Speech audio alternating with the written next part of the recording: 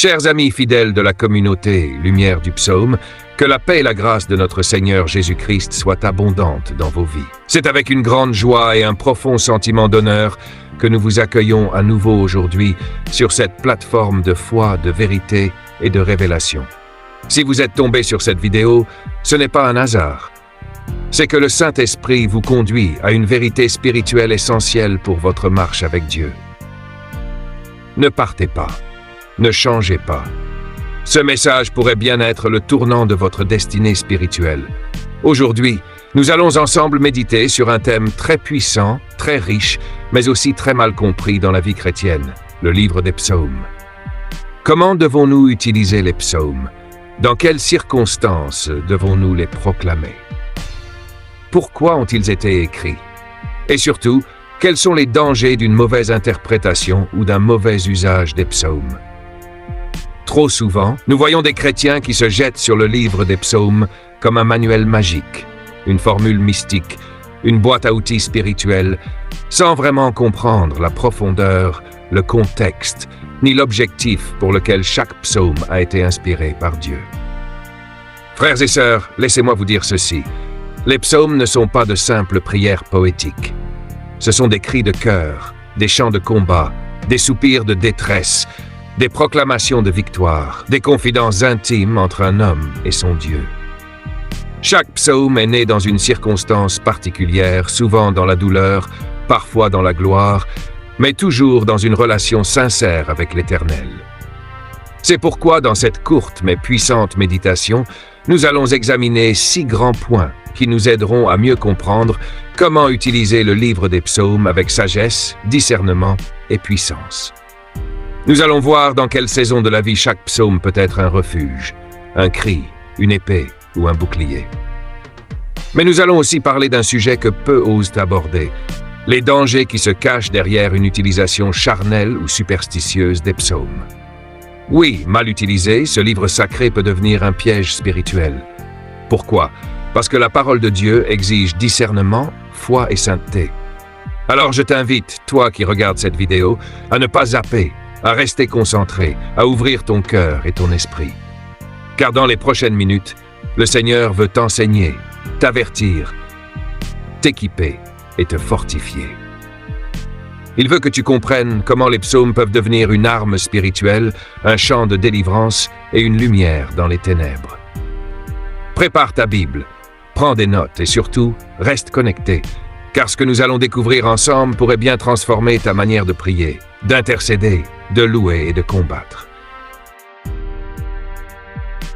Bienvenue dans cette méditation et que le Saint-Esprit parle puissamment à ton cœur. Développement complet. Bien-aimé dans le Seigneur. Maintenant que nous avons posé les fondations dans l'introduction, entrons dans le cœur de cette méditation. Nous allons voir ensemble 6 grands points essentiels pour comprendre comment utiliser le livre des psaumes avec sagesse, avec puissance, mais surtout avec discernement spirituel. Car oui, on peut très mal utiliser les psaumes et tomber dans des erreurs dangereuses qui ouvrent la porte non pas à la bénédiction, mais à la confusion et parfois même à l'oppression. Les psaumes sont nés d'une relation, pas d'un rituel magique. Le premier point fondamental, c'est de comprendre que les psaumes ne sont pas des formules mystiques à réciter mécaniquement. Chaque psaume est né dans l'intimité entre un homme et Dieu. C'est dans la souffrance, la louange, l'attente, la détresse ou la victoire que les auteurs ont crié vers Dieu. Prenons le psaume 51 par exemple. Ce n'est pas une simple prière de repentance à répéter 7 fois. C'est le cri déchiré d'un cœur brisé après avoir fauté. David ne cherchait pas une formule. Il cherchait le pardon, la restauration, la miséricorde. Erreur fréquente. Beaucoup pensent qu'en récitant un psaume plusieurs fois, Dieu sera obligé d'agir. Il transforme la parole vivante de Dieu en une récitation vide, en un automatisme spirituel. Ce n'est pas la quantité qui touche Dieu, c'est la sincérité du cœur.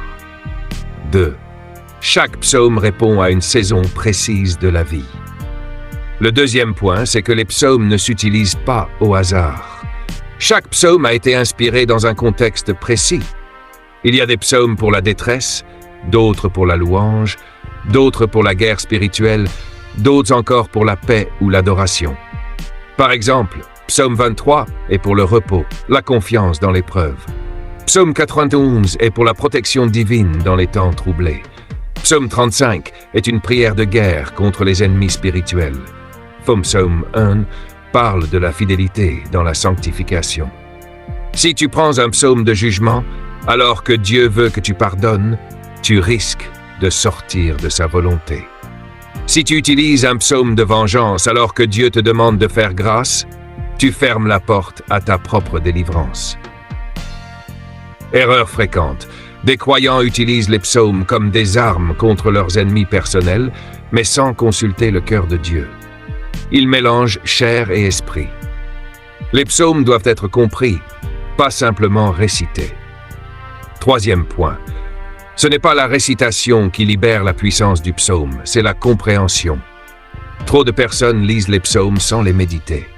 Ils lisent avec leurs yeux, mais pas avec leur cœur, ni leur intelligence spirituelle. Jésus lui-même, dans Luc 24:45, a ouvert l'intelligence des disciples pour qu'ils comprennent les Écritures. Cela inclut les psaumes. Tu ne peux pas juste lire l'Éternel est mon berger si tu ne marches pas derrière lui. Il ne suffit pas de déclarer « Je ne crains aucun mal » si tu vis dans le péché sans repentance. Un psaume devient puissant quand tu le vis, quand tu l'intègres, quand tu le crois profondément. Erreur fréquente. Certains prennent des versets hors contexte pour les manipuler à leur avantage personnel, sans discernement, sans crainte de Dieu. Cela devient de la sorcellerie camouflée sous des habits religieux. 4. Les psaumes contiennent aussi des émotions humaines, pas seulement des ordres divins. Quatrième point, très négligé. Les psaumes reflètent aussi les émotions humaines. Parfois brutales, parfois désespérées, parfois violentes. David dit parfois « brise leurs dents, ô Dieu ». Est-ce que cela veut dire que tu dois demander à Dieu de frapper tous ceux qui te dérangent? Non. Tu dois faire la différence entre l'émotion d'un homme de Dieu en souffrance et la volonté parfaite de Dieu. Tous les versets ne sont pas des prescriptions.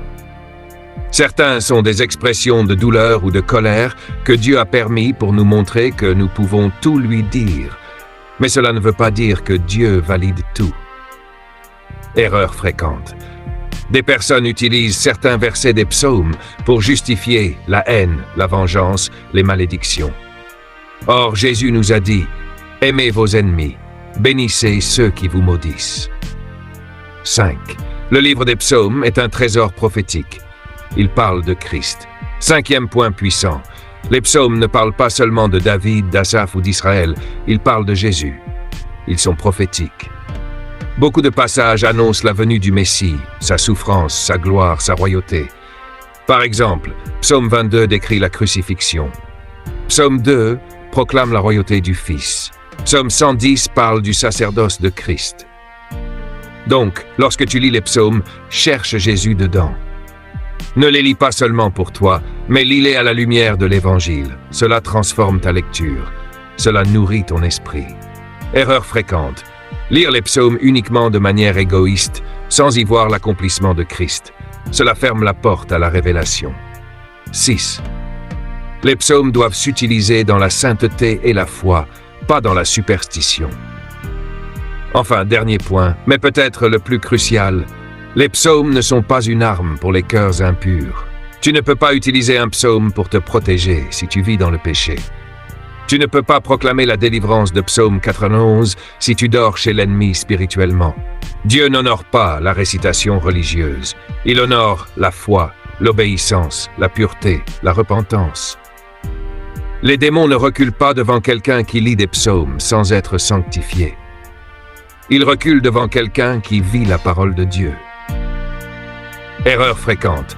Des gens dorment avec la Bible ouverte sur Psaume 91 sous l'oreiller pensant que ça va les protéger. Ce n'est pas la page qui protège, c'est le Dieu vivant derrière le texte, à condition que tu sois en alliance avec lui. 3 grands dangers spirituels dans l'usage dévié des psaumes. 1. Le danger de la manipulation spirituelle, transformer la parole de Dieu en un outil de vengeance charnelle.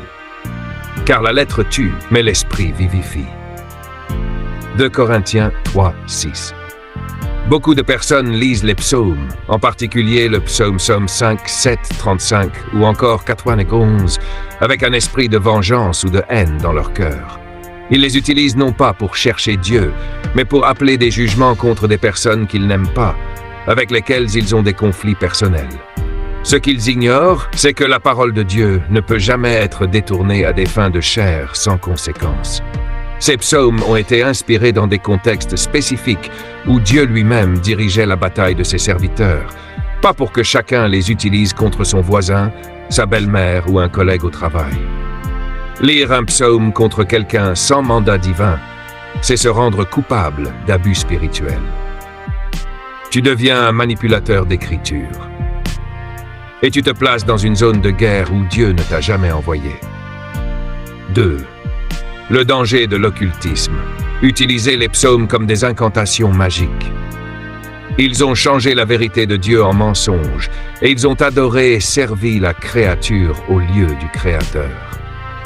Certains groupes ésotériques, francs-maçons, sorciers, divinateurs et même certains religieux utilisent les psaumes comme des grimoires, comme des sorts à répéter pour dominer, contrôler ou attirer des puissances spirituelles. Ils vont plier les feuilles, déchirer les pages, écrire des psaumes avec du sang ou des encres étranges, dormir avec des versets dans les chaussures ou encore mélanger les psaumes avec des poudres ou des bains mystiques. Dans ces cas-là, ce n'est plus Dieu qu'ils invoquent, mais les esprits impurs. La conséquence est grave. Dieu ne se laisse pas utiliser. Ce type d'usage ouvre des portes aux démons, à la confusion mentale, aux malédictions familiales et à la mort spirituelle. Tu ne prendras point le nom de l'Éternel ton Dieu en vain, car l'Éternel ne laissera point impuni celui qui prendra son nom en vain. Exode 20. Utiliser un psaume avec un cœur ténébreux, c'est comme offrir un sacrifice impur sur un autel saint. Tu deviens un ennemi du royaume de Dieu en prétendant être un serviteur. Le danger de l'erreur spirituelle. Utiliser un psaume quand Dieu veut autre chose. L'obéissance vaut mieux que les sacrifices. Il existe aussi un autre danger subtil, mais tout aussi destructeur. Utiliser un psaume alors que Dieu attend de toi autre chose. Tu peux être dans une saison où Dieu veut que tu pardonnes, mais toi tu récites le psaume 35 pour demander que tes ennemis tombent. Résultat, Dieu reste silencieux, car tu n'es pas aligné avec sa volonté. Tu peux être dans une saison où Dieu veut que tu t'humilies, mais tu utilises le psaume 91 pour te sentir intouchable et tu t'exposes à l'attaque parce que tu n'as pas obéi. Un psaume utilisé hors saison peut devenir un piège. Le danger, c'est de remplacer l'écoute du Saint-Esprit par des textes choisis à ton goût. Cela crée une religion sans relation, une foi déséquilibrée et un faux sentiment de protection. Un psaume lu hors de la volonté de Dieu n'a aucun effet bénéfique. Au contraire, il peut fermer le ciel sur ta vie, car Dieu ne soutient pas ceux qui se rebellent par ignorance ou orgueil. Grande conséquence pour ceux qui détournent les psaumes. Les sorciers, les francs-maçons, les divinateurs et même certains croyants qui utilisent les psaumes avec de mauvaises intentions, des rituels étranges ou pour la haine, ne jouent pas avec du papier. Ils manipulent une épée spirituelle à double tranchant. Ils attirent sur eux la condamnation, la confusion et parfois une mort spirituelle prématurée. Leur prière devient abominable aux yeux de Dieu. Leurs cœurs deviennent de pierre insensibles à la voix du Saint-Esprit. Ils deviennent esclaves de rituels au lieu d'être conduits par la grâce. Proverbe 28, 9. Si quelqu'un détourne l'oreille pour ne pas écouter la loi, sa prière même est une abomination. Et dans Ésaïe 1, 15, Dieu dit « Quand vous étendez vos mains, je détourne mes yeux. Même quand vous multipliez les prières, je n'écoute pas. Vos mains sont pleines de sang. » En conclusion, le livre des psaumes est un outil sacré, une arme puissante, un refuge spirituel, mais il ne doit jamais être manipulé. Si tu l'utilises avec haine, il devient un jugement contre toi. Si tu l'utilises comme une magie, tu tombes dans le camp de l'ennemi. Si tu l'utilises sans discernement, tu bloques la voie de Dieu dans ta vie. Aujourd'hui, Dieu t'invite à te repentir si tu as mal utilisé sa parole, à revenir à une lecture sainte et guidée par le Saint-Esprit, et à entrer dans une vraie relation où tu ne déclares pas les versets comme des sorts, mais comme des cris du cœur vivant, pur et obéissant. Conclusion sur le thème du jour. Aujourd'hui, nous avons vu que le livre des psaumes n'est pas un livre comme les autres. Il a été inspiré par Dieu pour des moments bien précis. Détresse, louange, combat, confiance, repentance. Mais il ne doit jamais être utilisé comme un outil de vengeance, ni comme un rituel magique. Dieu attend de nous une lecture spirituelle, sincère et guidée par le Saint-Esprit. C'est dans cette attitude que les psaumes deviennent une véritable lumière, une source de paix et une arme spirituelle efficace. Alors, à toi qui regardes cette vidéo, ne t'arrête pas là. Va plus loin avec Dieu. Relis les psaumes avec un cœur renouvelé, prie avec foi et marche dans l'obéissance. Si tu as été béni par cette méditation, écris en commentaire « Amen, je suis béni ». Like cette vidéo et partage-la à quelqu'un qui a besoin que son intelligence spirituelle soit éclairée. Merci pour ton soutien à la communauté Lumière du Psaume. Que Dieu te bénisse richement et qu'il éclaire ton chemin chaque jour.